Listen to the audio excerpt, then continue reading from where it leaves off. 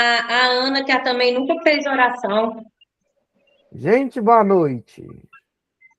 Agora oficialmente. Para a gente começar o estudo do capítulo 17, vamos fazer nossa prece inicial. Eva, é com você. Pai amado, Espíritos protetores, que nos dê um entendimento hoje, para que possamos aproveitar ao máximo o que vem nos trazendo a cada dia. Pai nosso que estás nos céus, santificado seja o vosso nome, venha a nós o vosso reino, seja feita a vossa vontade, aqui na terra como nos céus. O pão nosso de cada dia dá-nos hoje, perdoai as nossas ofensas, assim como nós perdoamos a quem nos tem ofendido. Não os deixeis cair em novas tentações, mas livrai de todo mal, assim seja, graças a Deus.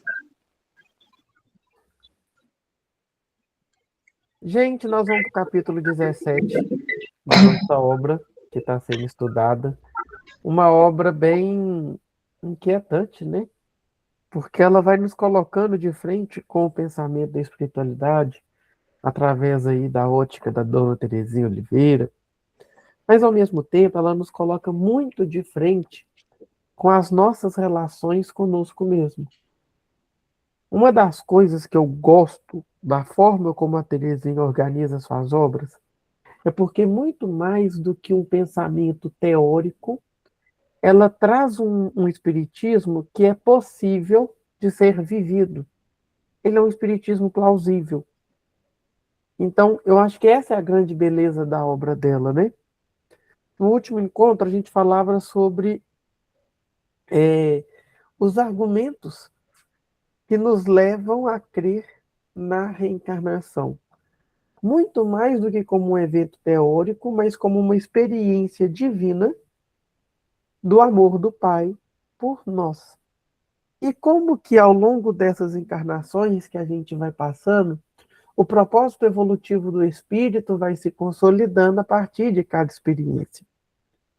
Porém, agora, Terezinha entra num assunto que é pais e filhos à luz da reencarnação. E eu começo com uma pergunta. Qual família não tem problema? Existe alguma? E aí a gente entra, mas toda família é constituída de pais e filhos. Então, há milênios, as famílias vão se constituindo, as relações vão se construindo, e até hoje nós não encontramos a fórmula de uma família em paz. De uma família que vai olhar e vai dizer, nossa, essa família é perfeita. Porque assim não foi nem a de Jesus, se a gente olhar somente com nossos olhos. Eu fico imaginando, quando Jesus ele foge da caravana do pai, e o pai acha que está com a mãe, São José acha que está com Maria, Maria acha que está com São José, e não estava com nenhum dos dois, ele estava lá no templo discutindo as escrituras. E vocês se lembram dessa passagem do Evangelho? E aí eles voltam ao templo e Jesus está lá conversando com o sacerdote sobre as escrituras. Eu fico imaginando o desespero de Maria e de José. Você imagina? Você achar que o filho está com um, está com o outro, está com um, está com o outro, na verdade está lá onde vocês ficaram. Michele, você e Tiago voltaram para Minas Gerais e deixaram o Murilo e Vitor lá na praia. Se eu fosse os seus pais, eu ia infartar. E ele ainda responde para Maria, né? Eu estava na casa do meu pai. Ela, como se o seu pai está te procurando? Eu fico imaginando que ser mãe e pai de Jesus tinha que ser para aqueles dois, porque para dar conta. Não era para um espírito qualquer. Tanto é que a gente vai vendo ao longo, né, do desenvolvimento da doutrina o quanto que esses espíritos foram preparados para exercer essa paternidade e essa maternidade. E aqui, o que eu vou começar a trazer de questionamento é se até o próprio Cristo precisou de um ambiente familiar para se constituir como sujeito, para ter um espaço para crescer, para ter amor e carinho para se formar como uma estrutura humana para além da estrutura espiritual. Ele precisou de reaprender a andar, de reaprender a falar, igual qualquer um de nós quando encarnamos. Então, qual que é essa missão espiritual de uma família que é constituída de pais e filhos e como que essas relações acontecem? E o que que isso tem a ver com a vida espiritual? A primeira coisa que a gente vai percebendo é que, dentro de um aspecto biológico, o pai e a mãe vai conceder ao filho, biologicamente falando, a sua genética. E tudo bem. E esse fator, eu acho ele até muito, muito legal, porque eu estava assistindo o Jogo do Brasil, e aí minha avó falou assim, falando que meu bisavô o pai dela tinha uma frase que era: como que alguém pode negar a existência de Deus se nessa multidão não tem ninguém igual a ninguém? Aí eu fiquei brincando com ela, falei: vó, Deus é muito criativo, mas ele estava mais criativo quando criou um do que quando criou outro, porque tem uns aqui que não tá bonito, não. E aí a gente vai vendo, né, como que esse fator genético, até aí a sabedoria divina se esconde. Quando a gente faz aula de anatomia, não sei se alguém já teve aí a experiência de fazer, não tem como você explicar aquilo tudo que a gente faz de aula e falar: nossa, será que aquilo tudo foi ao acaso? E o quanto que essa complexidade ainda é desconhecida e que é o nosso corpo, né? E aí a gente vê que os pais, eles doam esse aspecto biológico para a criação e para a constituição de um novo corpo, mas não constitui o espírito. Não cria um espírito a partir dos pais. Os pais acolhem esse espírito. Esses fatores genéticos e disposições orgânicas vêm pela hereditariedade. E até essa hereditariedade, ela vai ser constituída e ela vai ser formatada obedecendo a princípios espirituais. Eu fico imaginando, vou lembrar o nome dele, é um médium, que ele só ficava deitado. Alguém lembra o nome dele?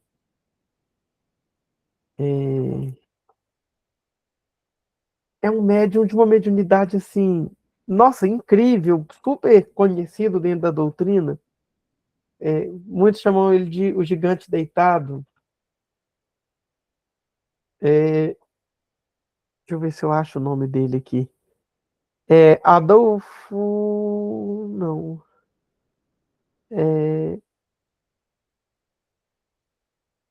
Jerônimo Mendonça.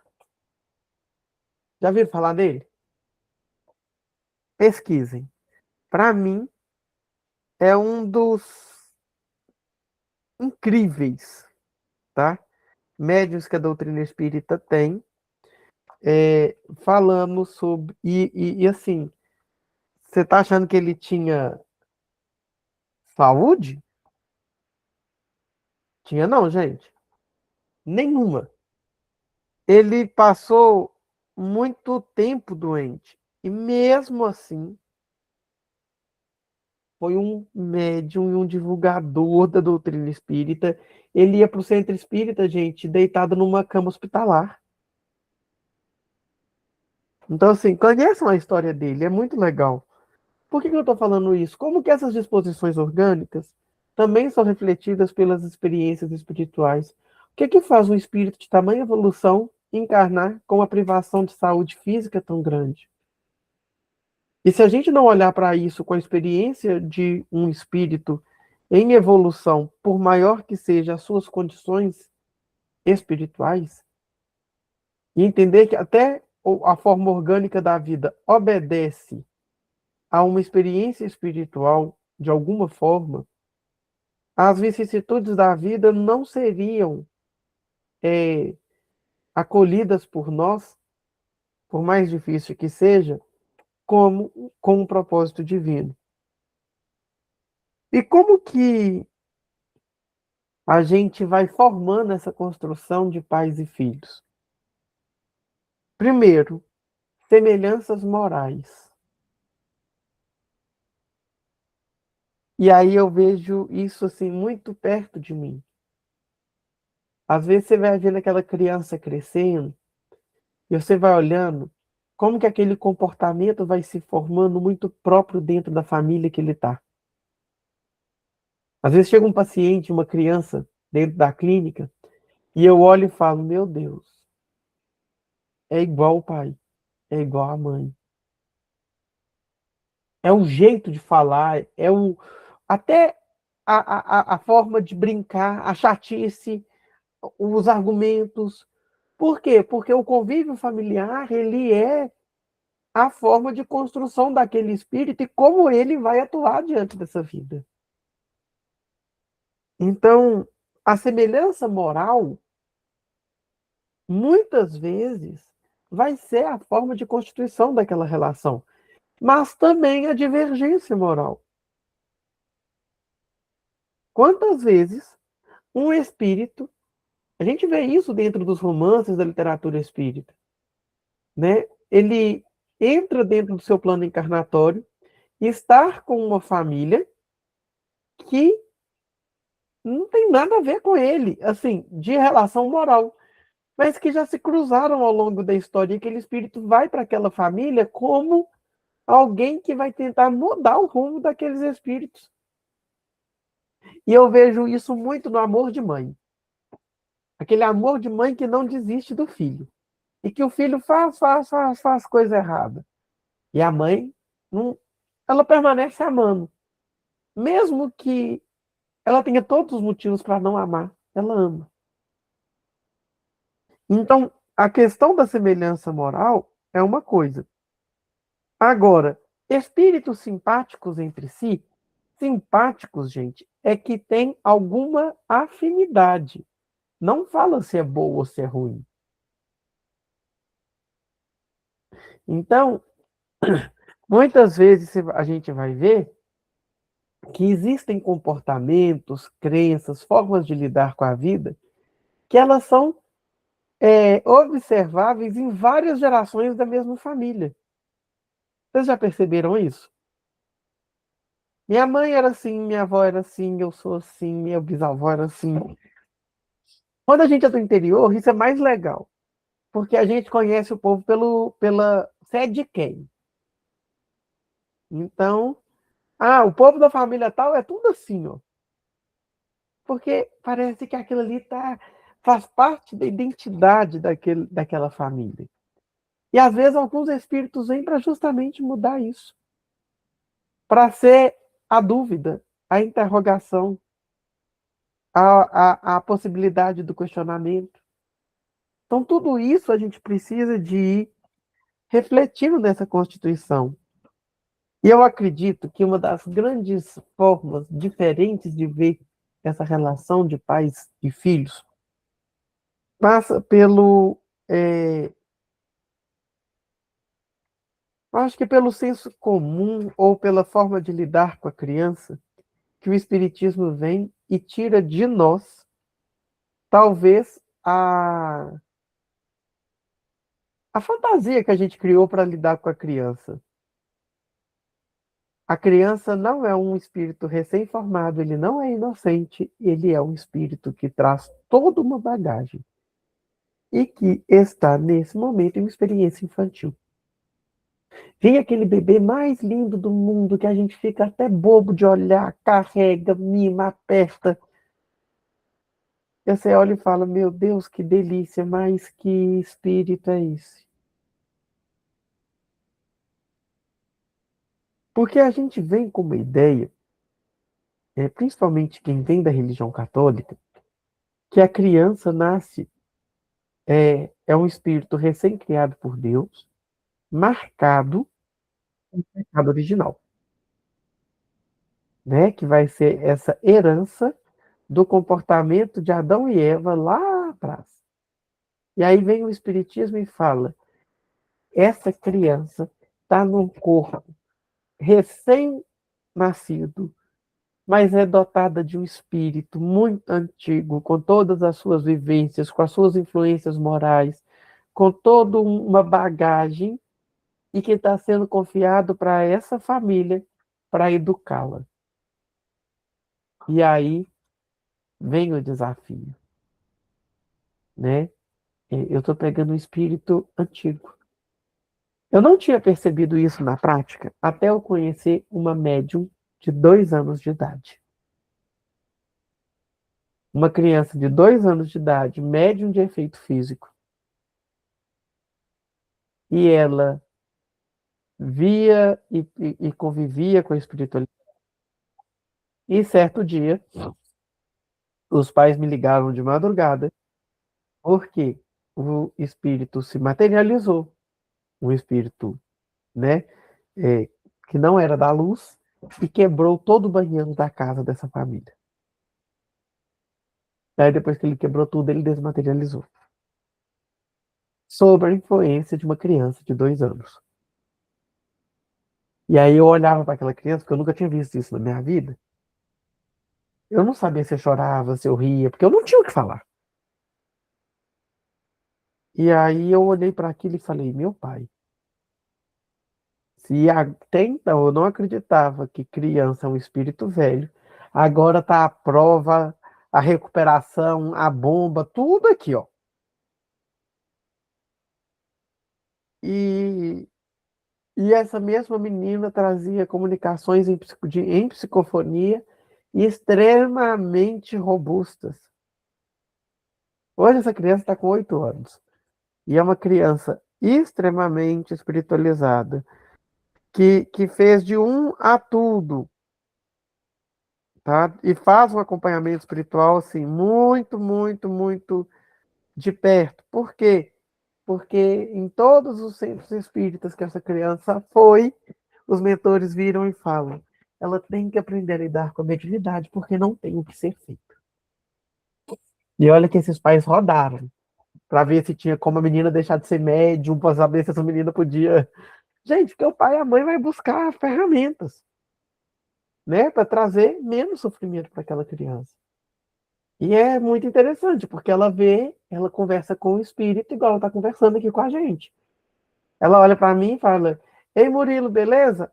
Ah, eu gosto mais quando você vem acompanhada dos espíritos. Hoje você vem sozinho. Ela senta na sala dela e conversa com a espiritualidade. Ela conheceu pessoas da minha família que, quando ela nasceu, já tinham morrido há muito tempo. E o pior, eles contaram minhas travessuras de criança e ela fica me zoando, ó. Fulano me contou que você fazia isso, então você não pode me xingar, que eu também faço. Então, assim, como que a gente vai olhar para isso de uma maneira diferente? Como que a gente vai olhar isso como uma maneira de abraçar, de acarinhar, de estar junto? Porque a infância corpórea requer cuidado, requer amor, requer carinho, requer a formação de vínculo, mas não cabe a gente olhar para a criança e ficar olhando e falar: ah, e ela veio como uma folha em branco para ser reconstruída, para ser escrita uma nova história. Não. E essa folha aí já tem muita coisa escrita. E a gente vê isso na personalidade da criança, principalmente quando os pais têm 2 filhos. São completamente diferentes. Michele tem gêmeos.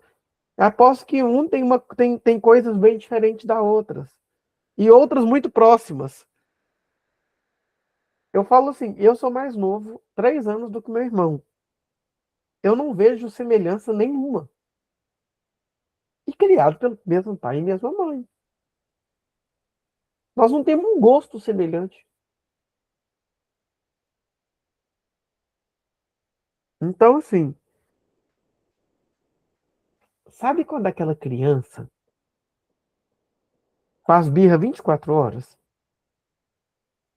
Ela não precisa de passar a mão na cabeça, ela precisa de limite. E educar a criança é educar o espírito que ela é. A gente não tem como olhar para a educação de uma criança sem entender que é a educação de um espírito que Deus te confiou para renascer dentro da sua casa. Aí vem. E educar é missão de quem? O meu sonho são os pais entenderem que são deles. Porque o que eu mais vejo hoje é a busca de terceirizar o processo de educação do filho para a escola, para os avós. É pai que não quer assumir filho, é pai que acha que a obrigação é só da mãe. Eu tenho visto cada coisa. Eu não sei se eu contei para vocês, veio um pai no meu consultório, uma mãe e um pai me ligaram, vieram não, me ligaram. Murilo, beleza? Beleza e tal. Meu filho é assim, assado, queria marcar uma sessão com você. Eu falei, beleza, então vem cá. Né? Vou marcar a primeira consulta com vocês, vou conversar, vou entender o caso. E depois a gente marca a consulta da criança. Murilo, não tenho tempo para ir aí. Eu vou te mandar, você conserta ele, tá? Na hora que ele falou, você conserta ele, eu respirei 85 vezes e falei, vocês vão vir aqui? Não, não tenho tempo. Eu falei, então seu filho não é para mim. Primeiro você tem que ter tempo pro seu filho. Que quem pôs ele no mundo foi você. Se eu quisesse ter filho, eu tinha. Eu posso ser o analista do seu filho. O pai não.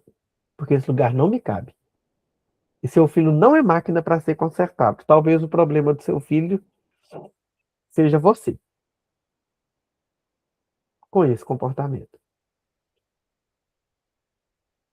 Aí ele apareceu lá no consultório.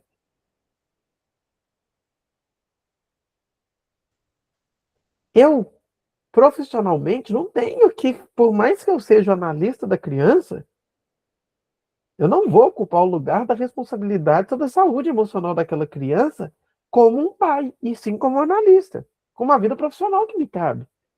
Da mesma forma, se o filho da Vivi estiver dando trabalho, ela vai virar para a sogra dela e falar que toma aqui, se vira. Não. Quem tem que saber ser mãe e construir a maternidade é ela, como o Júnior construir a paternidade. E eu fico mais impressionada que na época de internet, TikTok e palestra de tudo, todo mundo é especialista em muita coisa, mas ninguém pratica nada. Eu vi uma cartilha de educação de filhos. Me deu crise de riso. Gente, alguém tem realmente essa cartilha que funcione? Se duas famílias não são iguais, duas cartilhas, uma mesma cartilha não vai se aplicar a duas famílias. E eu acho que é essa complexidade, talvez, a beleza de quem vem para essa vida com a missão de ser pai e mãe. Porque é uma beleza, mas é desafio. Eu gosto de olhar com um olhar mais cuidadoso, sabe? Para essa criação do educar é missão dos pais. A Terezinha Oliveira, ela tem uma frase que eu acho ela muito pesada na forma como ela escreve. Ela coloca assim: educar os filhos é a tarefa que Deus confiou aos pais. Concordo. É aos pais. Quem pôs no mundo tem que criar. E se nela falharem, serão responsáveis. E se eles acertarem, também vão ser responsáveis. Agora, o que é acerto e erro na criação de filhos? Eu gosto de um olhar mais humano para essa criação de filho. E aí eu recorro à minha profissão. Tem um autor que eu amo, dentro da psicanálise, que ele fala que não existe a mãe perfeita. E nunca vai existir. Por mais que as mães carregam em si, muitas vezes, culpa sobre vários processos durante a criação do filho, que precisam ser cuidadas e amparadas. Mas existe a mãe suficientemente boa e que falha na hora certa, e que essa falha é importantíssima para que esse filho cresça saudável. Que ninguém tem que ser perfeito.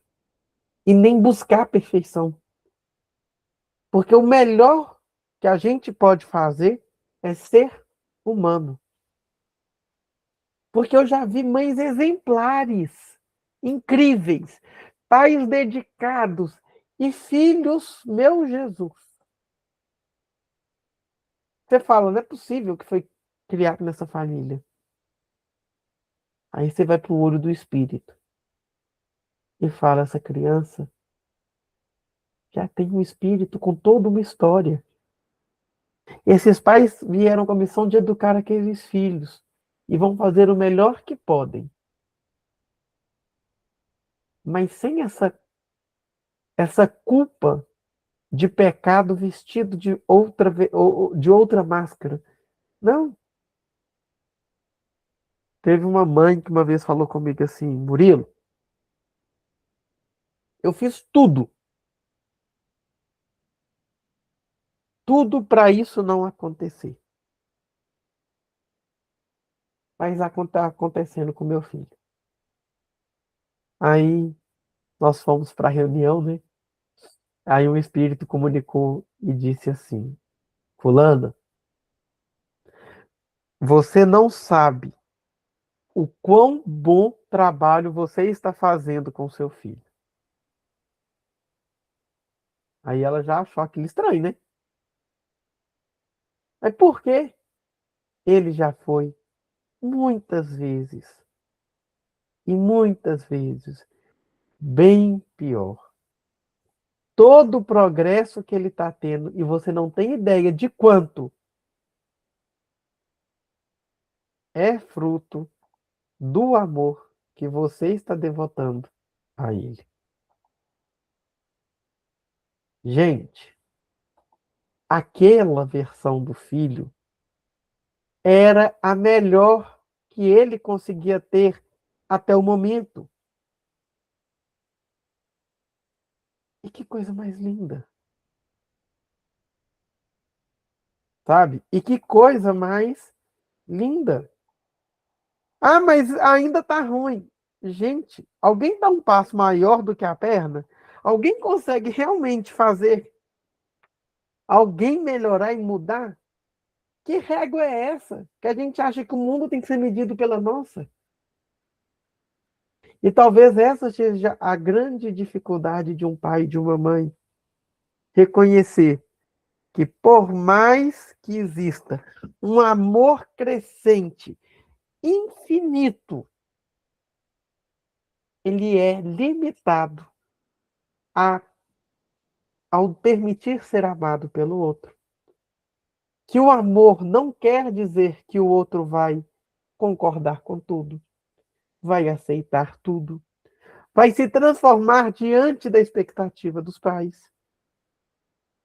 Esse amor só vai nos dizer que nós somos amparados, cuidados, amados.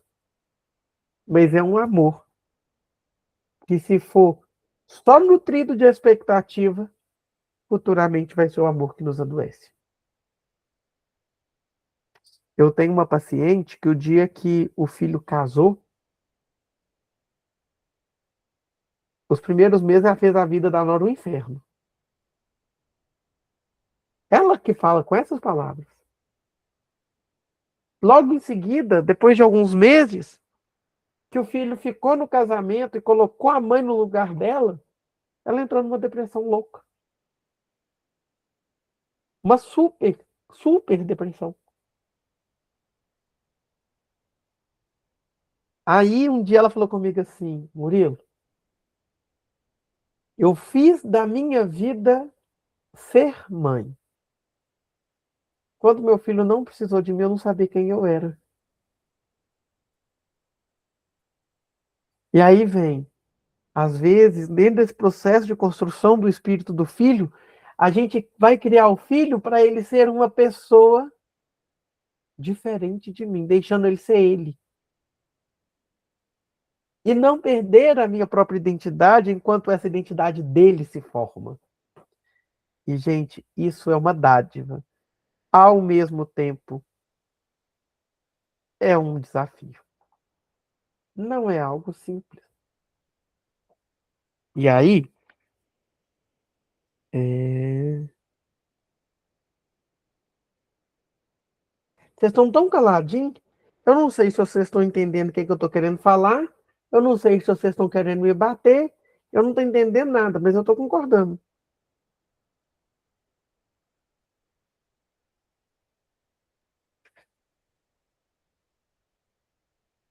Tem uma outra frase da Terezinha aqui que essa eu amei. Todas as pessoas que convivem com a criança também devem cooperar com a sua educação, pois na fraternidade nos faz responsáveis uns pelos outros. Acabou comigo essa frase, porque eu falava assim, eu não tenho obrigação de educar minha sobrinha. Mentira, tenho. E sabe como que eu percebi isso? Ela veio fazer uma falta de educação comigo. Coisa de uma menina de 2 anos. Na hora que ela veio fazer, eu falei, pensa bem, comigo não.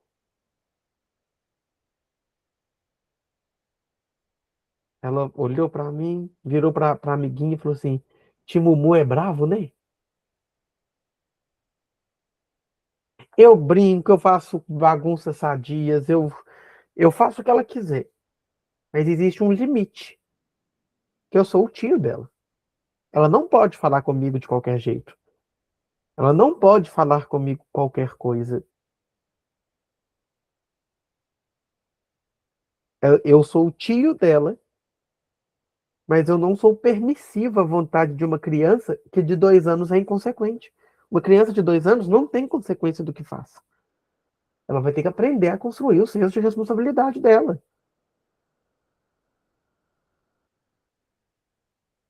E aí? Outro dia ela me pediu um suco. Eu falei com ela, eu não vou te dar agora porque nós vamos almoçar. Aí, daqui a pouquinho eu pego, beleza?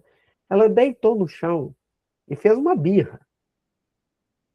E assim, num sol escaldando. E ela deitou no cimento quente. Eu tava com um paninho de prato na mão, eu pus no chão, debaixo da cabeça dela. Falei, pra você não queimar a cabeça, fica aí, filho. Ela olhou pra mim como não. Então tá, né? Depois eu pego o suco. Pronto. Você tá achando que eu vou ficar brigando com a menina? Eu vou ficar. Não, ela quer gritar. Pode gritar, filho. Eu falei, não, eu não vou te dar. Quem tem que saber se você pode ou não pode sou eu. Eu sou o adulto. Eu não posso te deixar machucar. Porque eu também sou o adulto. Agora, você fica com raiva, direito seu, pode ficar. Eu não xinguei, eu não gritei. Pode ficar bravo. Isso é humano. Eu só posso te Uma deixar vez, machucar. vou dar um exemplo desse aí, o que eu fiz com o menino. Ele tinha exatamente 2 anos. A gente tinha ido no Big Shop almoçar, ele e o pai dele. Esse menino tinha uma loja ali onde que é o Grilheto, era uma loja de brinquedo. Eu sei que esse menino parou lá e falou pela primeira vez, eu quero, eu quero, eu quero. E fez exatamente, eu falo que esse gesto que a criança fala é abelha zombeteira. Sabe quando a abelha vai, não sei, você faz assim, que ela fica assim? É a mesma coisa. Na escola a gente tem muito isso. E ele fez isso. Aí o meu marido desesperado, nossa, meu Deus, que vergonha. Eu falei, que vergonha nada. Aí tem a loja rede ali, né? Eu falei assim, deixa ele aí, porque a gente já falou para ele, levanta e para com isso. Aí que ele gritou mais e fez, deixa ele aí e vão ali é para trás daquele quiosque da loja. Aí veio segurança e falou assim, ô mãe, eu falei, exatamente, mãe, deixa ele lá. Aí a gente foi. E o segurança lá parado, olhando. Aí o Carlos, pelo amor de Deus, que vergonha, Denise, pelo amor de Deus. Psst, deixa. Ele levantou, olhou para os lados, viu que não tinha ninguém, cruzou o braço e ficou esperando. Tipo, tô nem aí do que tá acontecendo e eu parei. Vamos ver se eles aparecem. Aí eu dei um tempo. Aí o segurança fez assim pra mim, assim, ó. Eu falei, calma, espera aí. Aí ele rodou o corpo, não achou. Aí que eu saí, eu falei assim, agora vai vir o pânico, tô sozinho. Então ele não merece isso, ele só tem que ter a consciência que ele estava errado e eu falei pra ele que não era pra ele fazer. Gente, juro por Deus, esse menino nunca mais fez uma pirraça na vida dele. Nunca mais, com 2 anos ele aprendeu. Quando a minha mãe falar não, não adianta, ela não vai me dar.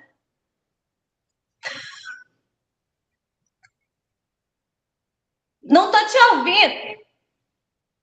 Isso é fácil? Não. Às vezes a gente sabe de Não, colocar porque limite, o sabe? meu marido quase teve um colapso, o segurança também. E eu naquele apreensiva falando assim, poxa, eu posso causar um trauma psicológico, mas eu sei até onde pode ir. Porque quando eu vi que ele rodou o corpo e procurou, eu fui até ele. Abracei, falei, olha, a mamãe te falou que não podia. Não é legal fazer isso. Eu fiz todo o meu papel de mãe, mas eu também soube pôr. Isso acontece a mesma coisa na escola. Eu faço exatamente isso. Eu quero. Roda, roda, roda. Eu vou fazer outra coisa. Como cansa de rodar, eu vou lá e converso. Eu te falei que não podia. Agora não é hora. Não é assim que as coisas funcionam. Não é na hora que você quer. Porque tem que ser assim. Mas tem gente que não resiste. A primeira, dá o que quer.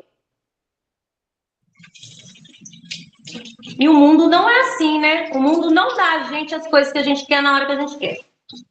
Fácil seria se fosse. Tô super disposto a quem quiser me dar, Nossa, e eu? tá? E aí a gente vê que criar ou estar diante de um filho para a educação dele é necessariamente, tá? A experiência de se responsabilizar afetivamente, amorosamente, por uma pessoa que vem com toda uma trajetória junto. Eu tenho uma amiga que ela tem 2 filhos. Ela fala assim: olha, esse aqui deve ter apanhado menos ao longo das encarnações. Agora, já minha filha, ela devia ser dona de escravo, daquelas insuportáveis, porque o que ela manda, o que ela quer, ela entende como ela vai ter. E se ela não tem, ela quer avançar na gente, porque a soberana senhora não pode ser contrariada. Aí eu já começo a rir.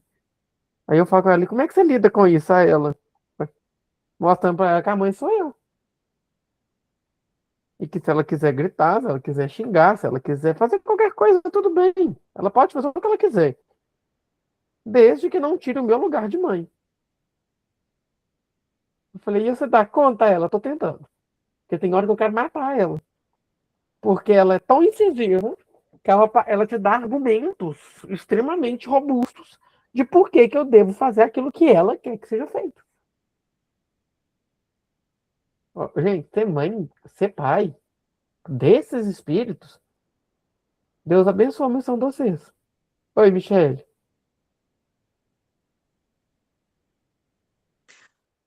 Tem um coleguinha dos meninos que o pai está separado, né, da mãe, e a mãe faz tudo o que quer. E aí ele tá com o cabelo aqui assim. E aí ele não quer cortar cabelo. Aí ela me comentando comigo esses dias, eu peguei e falei com ela assim, fulano, mas e se você pegar e levar? Porque a minha vontade é de falar com ela assim, mas quem manda não é ele, não. Ele tem 9 anos, se você, né, você que leve. Mas para ser mais sutil, eu falei assim, mas e se você pegar e levar? Ele chora? O que que ele faz? Ai, tadinho, ele fica tão sentido. Aí eu não tive reação, porque, tipo assim, não é paciente minha, não é cliente, é conhecida da escola. Eu falei, eu não vou intrometer na vida dos outros, não tá me pedindo opinião, né? Tá aí me contando. Fiquei calada. Aí peguei e falei com o Murilo e Vitor assim, Murilo, Vitor, conversa com fulano, fala com ele. Fala assim, ó, fulano, vamos cortar cabelo. Olha, a gente cortou o cabelo esses dias, é mais bonito. Tenta ajudar o seu amigo de alguma forma, porque vai prejudicar até a visão dele. Aí hoje eu perguntei aos meninos, falei, e aí, vocês conversaram, né, sobre o cabelo de fulano, ajudaram, deram uma dica para ele cortar o cabelo? Ah, mãe, a gente falou com ele, mas ele ignorou. Sabe o que que ele me falou nessa hora, mãe? Aí eu falei, o quê? Que desde quando o pai dele saiu de casa, que ele manda e desmanda na mãe dele, ele faz o que quer. Eu falei, gente, mas aí meu dedo coçou para mandar uma mensagem para ele, falar assim, minha filha, pega esse menino, amarra e corta o cabelo dele. Toma postura de mãe, né? Porque o menino já sabe que ele manda nela, já sabe que ele faz o que quer com ela. E tá marcado que foi desde quando o pai saiu de casa. Eu falei, meu Deus do céu, uma vontade de ajudar, mas eu falei, eu não vou me intrometer, que isso não é da minha conta, ela não me pediu ajuda, né? Mas é complicado, porque a gente vê muito disso, né? Muito pai e mãe, que, ai, o menino fez, ai, que bonitinho, ai, que gracinha. Ai, mas ela é assim mesmo, nossa, ela é tinhosa, né? Achando isso bonito, achando que falta de educação, falta de limite é beleza, é porque é bonito, é porque é inteligente, é porque é esperto. E aí a gente vê hoje tanto feminicídio, tanta coisa, né, errada aí, mulheres também, não vou pôr só a culpa em um homem também, não, porque tem muita mulher descontrolada também, que a gente vê que foi criações, né, erradas, má criações, que não ensinou o que que era frustração, que não ensinou o que que era um não, quando era criança. Então, assim, Hum, esqueci o nome aqui agora, gente, eu como psicóloga, não esquecer esses nomes, não é personalidade, não, é a estrutura mesmo, né? Do ser humano, ela é criada quando criança.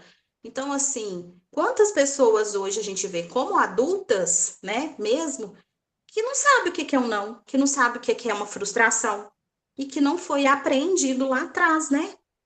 Então, é complicado. Era isso só que eu queria comentar. gente, é tão interessante, né, quando a gente fala de pais e filhos, e a gente esquece que a gente também é filho. E como que a educação que a gente recebe deixa marcas na nossa vida. Que aqui a gente está falando da postura, muitas vezes, de pais, como que a gente exerce essa paternidade, essa maternidade, e na postura de filhos. Como que isso me impactou? Então, a gente precisa de olhar também para esse aspecto, né? Como que isso me marca? Como que isso mexe comigo? E como que isso se coloca diante de mim para que eu não fuja dessa experiência, mas que eu veja ela como algo bonito, possível de pensar. Oi, Ana. Oi, gente, falar rapidinho aqui. Você falando nessa questão de filhos e de reencarnação também. Eu penso muito assim, até que ponto algumas coisas são da nossa personalidade, né? Hoje, em relação à criação, gosto de falar, como você é tão diferente dos seus irmãos, mesmo sendo criado pela mesma mãe, mesmo pai. Eu, que sou uma irmã e quatro filhos, vejo isso assim, e sempre fico tentando entender como nós podemos ser tão diferentes, assim, não sei se é a ordem de nascimento, ou se é, em algum momento, a minha mãe fez alguma coisa de diferente de um para o outro, ou se realmente é, né, a questão nossa mesmo, assim, como espíritos, né, diferentes, porque é muito grande a diferença, né? Mesmo sendo criados até então da mesma forma, como que a gente é diferente dos nossos irmãos, né? Talvez vocês consigam me explicar melhor. Alguém quer comentar? Ô Murilo, na minha casa, Nós éramos 12 irmãos. Misericórdia. E cada um tinha uma personalidade. Cada um era de um jeito.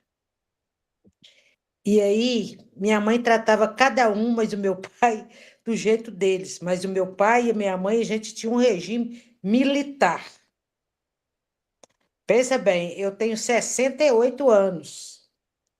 E os meus irmãos mais velhos. E o meu pai dá uma educação para a gente que você não tem noção do que era certo e o que é errado. Quem fazia o errado, fazia porque queria. Porque ele educou daquele jeito, né? Do jeito dele.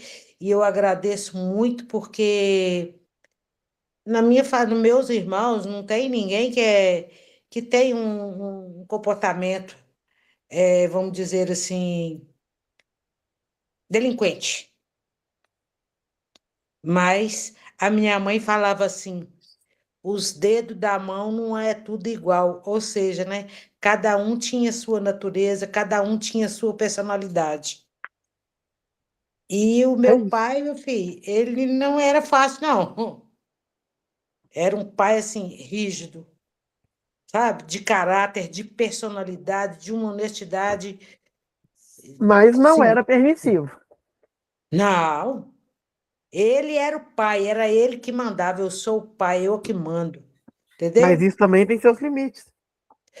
Porque, Claro. às vezes, também, a gente também tem que saber que a criança precisa de espaço para ela falar, para ela ser ela mesma, para ela ser Mas, entendida como gente, né? exatamente. Mas, naquela época, você já viu, né? Ele foi criado assim. Então, ele Sim, achava que esse era o certo. vamos lá. É. Eva, É, o que me veio, né, quando você falou que o fato da gente estar na família, a gente também é responsável, né, pelos sobrinhos e tudo, me lembrei da minha avó, sabe? Quando você chega à época da adolescência, que começa, né, as cobranças, se você está namorando, se você é virgem, se não é virgem. E por mais que você afirme uma coisa que já foi passada, que era bom ou não, o desafio da sua honestidade começa a deixar a gente um pouco abalado. Aí minha avó me chamou no canto e falou: minha filha, você está de barriga? Falei, vó, estou falando com a senhora que eu sou virgem. Pois é sobre isso que eu quero te falar. Enquanto não aparecer barriga, você é virgem. Encerra o assunto. Não sofra com isso. Então, eu acho tão bonito, eu adoro conversar com o idoso.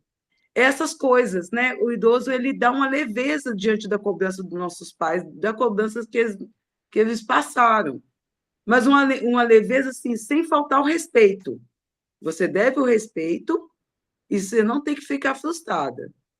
Mas é sobre isso. é sobre isso. É É, sobre também o lugar de ser ouvido, o lugar de quando eu recebo um espírito, e esse espírito ele vai se formar enquanto pessoa, e eu vou participar disso, como que eu posso contribuir para aquele espírito dentro na condição de pais ou de filhos, ele possa crescer, ele possa ser ele mesmo. Então, tomara, né, que esse estudo de hoje tenha ajudado a gente a repensar à frente a vida espiritual, a nossa condição de participantes dentro da família, ô onde não cabe Murilo, eu omissão. fiquei com uma dúvida na Hum, parte dos siameses, no final do livro, das irmãs, nascendo, né, grudado. sim. O que ficou na sua dúvida? Não, é por afinidade mesmo. A afinidade é tão grande e complexa que a união. Que se fundem, mas existe. O que a gente vai entender é o seguinte: é, eu vou te falar assim, dentro das conclusões que eu tiro, tá? E aí eu coloco assim, bem assim, em tirinha de vocês. Os gêmeos siameses, eles têm uma ligação que fazem do corpo terem uma única estrutura em alguma parte. Alguns é possível de separar, outros não. Mas são dois espíritos diferentes. duas personalidades diferentes. Tudo é dois, espiritualmente falando. O corpo, em algum momento, se fundiu dentro do processo de construção daquele corpo. E aí eu falo, pode ser por afinidade, pode ser por antipatia, mas por um laço muito profundo para ser reconstruído ou construído. Por quê? Porque o corpo que não se separa é algo muito complexo. Eu gostar de uma coisa, você gostar de outra, a gente não pode escolher ir ou não ir. Eu tenho que me formar diante de você porque não me existe sem você. Eu não. Olha que complexidade espiritual falando. Então, ela coloca até assim: tem de suportar e ajudar mutuamente para poderem sobreviver, o que deverá acabar reajustando-os espiritualmente. Eu falo, que espírito maravilhoso e que missão que precisa para aguentar essa missão. Que missão? Eu não sei se eu daria conta de alguém comigo 24 horas por dia. Eu surtaria a pessoa ou seria surtado. Mas uma coisa ia acontecer. Fala, Vivi. Boa noite, gente. Ô, Eva, tem um livro, eu não tô lembrando que se é Exilados por Amor ou Despedindo-se da Terra. Talvez você consiga me ajudar a lembrar. Ele fala da história de dois amigos, muito, muito próximos. Só que um deles era muito ganancioso, muito inteligente. E aí, eles estavam fazendo um estudo para na época para descobrir uma coisa muito importante. Aí um matou o outro para ficar com o projeto. E aí começou um processo obsessivo doloroso. E foi, até que o outro conseguiu fazer com que o amigo, eu acho que ele dá um tiro na cabeça e morre também. Foi um tumulto. Aí foram várias vidas, um vindo, perseguindo o outro, aquele PTT danado, uma confusão danada.